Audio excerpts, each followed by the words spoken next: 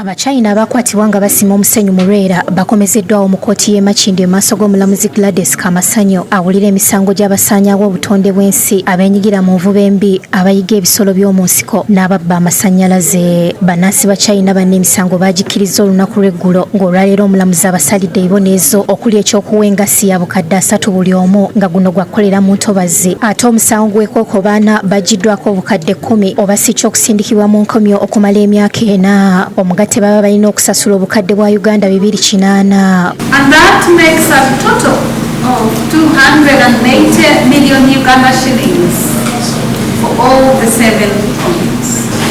The imprisonment terms run concurrently, and that means they serve the longest term, which is a term of 3 years imprisonment. Bano bakwatibwa nga 8 omwezi guno ab'ekitongole kya National Environment Management Authority NEMA mu bufunze nga bali wamu ne poliisi y'obutonde bw'ensi ku kyalo ky'e Kamunga Magezi Kizungu Parish Lukaya Town Council e Kalungu nga bali basima omusenyu mu ngeri emenya amateeka ekiviirako oluguudo lw'e Masaka mu bitundu by'omu Lwera okwonoonekanga.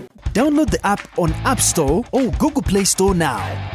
Vision Digital Experience, the future of media.